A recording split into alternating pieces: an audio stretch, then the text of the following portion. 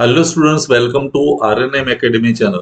Students, comment section में एक viewer का एक प्रॉब्लम आया था जिसका सॉल्यूशन उनको चाहिए, क्योंकि एग्जामिनेशन चल रही है या रीडिंग वेकेशन चल रहा है तो उनको इस प्रॉब्लम का सॉल्यूशन चाहिए। तो मैंने ये सॉल्यूशन बना के आप सबके लिए रखा है।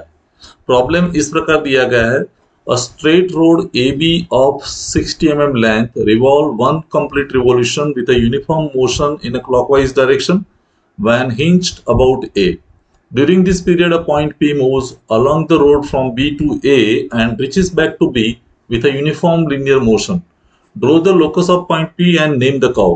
तो यहाँ एक लिंक है जिसको हम रोड कह सकते हैं, 60 mm की लेंथ है, वो with respect to one point means वो सेंटर है। तो ए के रेफरेंस में रोटेशनरी मूवमेंट कर रहा है क्लॉकवाइज डायरेक्शन में, रिवॉल्यूशन, वन रिवॉल्यूशन, और उसी वक्त लिनियर मोशन भी हो रही है B to A and A to B. तो ये दोनों मोशन को कंबाइन करके हमें एक पॉइंट पी का लोकस फाइंड करना है जो एक अलग प्रकार का कर्व मिलेगा। तो इस कर्व को कैसे ड्रॉ करते हैं उसके बारे में मैं सॉल्यूशन में दिखा रहा हूं। तो चलिए सॉल्यूशन की ओर आगे बढ़ते हैं, देखते हैं सॉल्यूशन। तो स्टूडेंट्स, इस प्रॉब्लम में जो रोड की लेंथ दी है वो 60 mm है। तो सबसे पहले मैं 60 mm रेडियस सिलेक्ट करके एक सर्कल ड्रॉ करने वाला हूँ। ये मैंने 60 mm की देखो रेडियस सेट कर दी, और ये रेडियस जो लेंथ है रोड ए बी की, उस रेडियस से मैं सर्कल ड्रॉ करने वाला हूँ। तो पहले मैं सर्कल ड्रॉ कर देता हूँ।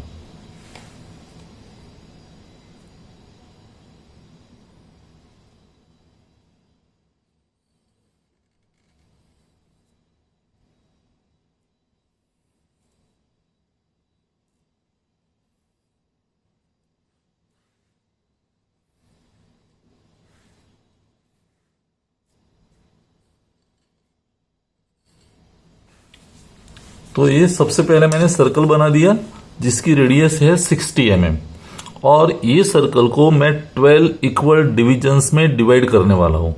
तो 12 इक्वल डिविजन्स में डिवाइड करके मैं आपको दिखाता हूं। तो स्टूडेंट्स, मैंने एंगुलर प्रोटेक्टर से ये एंगल 12 डिविजन्स करने, तो each angle of 30 degree set करके मैंने 12 डिविजन सर्कल के बना दिए। तो 12 इंटू 30 मीन्स 360 डिग्री हो गया। अभी ये जो सेंटर वाला पॉइंट है वो है हिंज पॉइंट, मीन्स वो पॉइंट है ए, और ये जो दूसरा पॉइंट है वो है बी। ये इनिशियल कंडीशन है, और ए बी की लेंथ है 60 mm, क्योंकि रेडियस हमने 60 ली है।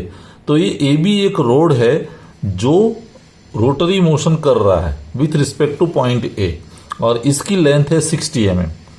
अभी ये जो रोटरी मूवमेंट कर रहा है यह वो क्लॉकवाइज डायरेक्शन में है, तो इसकी डायरेक्शन क्लॉकवाइज है। तो मैं बी की अलग अलग पोजीशंस, डिफरेंट पोजीशंस में यहां दिखा सकता हूं। पॉइंट ए की पोजीशन तो सेम ही रहेगी, वो सेंटर है, लेकिन मान लो कि ये बी है तो यहां नई पोजीशन मुझे मिलेगी वो B1, यहां दूसरी पोजीशन मिलेगी वो B2, ए पोजीशन हो जाएगी B3, यहां आएगा तब वो B4, फिर B5, फिर ये B6 पोजीशन होगी, यहां B7 पोजीशन, ये पोजीशन होगी B8, B9, B10, B11 and B12, finally ये B12। तो डिफरेंट पोजीशंस हमें यहां मिलेगी जब ये क्लॉकवाइज रोटेट करेगा विथ रिस्पेक्ट टू ए। अभी इस वक्त दूसरी स्थिति क्या बनती है वो सोचने की जरूरत है। उस वक्त पॉइंट बी, वहां से कोई पॉइंट पी बी से ए की ओर जाता है और वापस ए से बी की ओर वापस आ जाता है। मीन्स एक रोटरी मूवमेंट 360 डिग्री कंप्लीट होने के बाद और उसी वक्त दौरान बी से ए की ओर मूवमेंट और ए से वापस बी की ओर मूवमेंट होती है। मीन्स बी से ए मीन्स कितना डिस्टेंस हुआ 60 mm, फिर ए से B 60 mm means 120 mm distance हुआ। तो 120 mm डिस्टेंस को भी मुझे 12 पार्ट्स में डिवाइड करना पड़ेगा।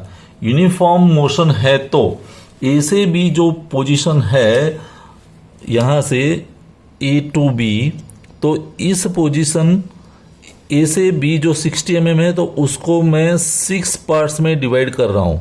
ये देख लीजिए, ये 6 डिवीजन हो गए। और नंबरिंग हम कैसे करेंगे, शुरुआत बी से ए की ओर है, फ्रॉम आउटवर्ड टू इनवर्ड। तो ये मेरे लिए पहला पॉइंट होगा 1, फिर ये पॉइंट होगा 2, ये 3, ये 4, 5, फिर सेंटर यहां तक आएगा तब 6, फिर 7, 8, 9, 10, 11 और फाइनल यहां वापस बी की ओर आ जाएगा। तो जब भी ये बी पॉइंट 30 डिग्री से रोटेट करके B1 पर आएगा तब ये पॉइंट कितना खिसकेगा, B2 1 की ओर, मीन्स 10 mm। तो 10 mm की नई पोजीशन यहां मिलेगी। तो हमें करना क्या है कि जब B1 वाली लाइन है तो यहां पर 1 से एक आर्क बनेगा, मीन्स इतना पॉइंट यहां आएगा, वो हमारा पहला पोजीशन होगा P1। फिर B2 तक आएगा तब 2 से हम एक आर्क लगाएंगे, फिर 3, तो 3 तक आर्क लगाएंगे। तो वैसे करके हमें सभी पॉइंट्स मिल जाएंगे। तो मैं सभी पॉइंट्स फाइंड करके आपको एक्सप्लेन कर रहा हूं। स्टूडेंट्स, ये सभी पॉइंट्स कैसे मिलते हैं वो समझ लेते हैं। जैसे ए को फिक्स रख के पॉइंट बी से B1 तक आएगा, तब बी से लीनियर मूवमेंट जो होगी वो 1 तक होगी, मीन्स 10 mm। तो ए B1 वाली लाइन पर यहां पर जो पहला पॉइंट मिला वो हमारे लिए P1 है। ये समझ लीजिए कि 30 डिग्री रोटेशन हुआ, साथ में B1 वाला पॉइंट था वो 10 mm ये साइड स्लाइड हुआ।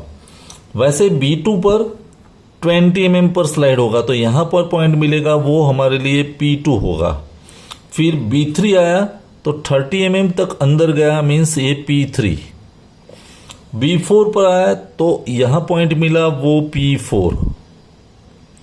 B5 पर आया तो यहां पॉइंट मिला वो P5। B6 पर तो वो यहीं सेंटर पर ही मिल गया, मीन्स P6। मीन्स जब 180 डिग्री तक आया तो B वाला पॉइंट कहां पहुंच गया, A तक।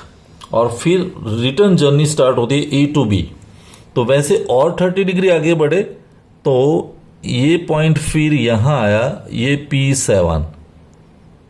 फिर ये पॉइंट मिलेगा P8, यहां पॉइंट मिला वो P9, ये पॉइंट P10, ये पॉइंट जो मिला वो P11 और फाइनली यहां जो B पर मिला वो पॉइंट हुआ P12। तो वैसे P की डिफरेंट पोजीशंस मुझे मिल गई, P1 से लेके P12 तक। और ये सभी पॉइंट्स को जब आप स्मूथ कर्व से ज्वाइन करते हैं तो वो हमारा रिक्वायर्ड कर्व मिलता है। तो मैं ज्वाइन करके आपको दिखाता हूं। तो मैंने ये सभी पॉइंट्स को P1 से लेके P12 तक के सभी पॉइंट्स को फ्री हैंड से स्मूथ कर्व से ज्वाइन कर दिया है। तो ये हमारा रिक्वायर्ड कर्व होगा, P का लोकस होगा। और ये कर्व का नाम है आर्किमिडियन स्पाइरल। नाम भी मांगा है तो the name of this curve is Archimedean spiral.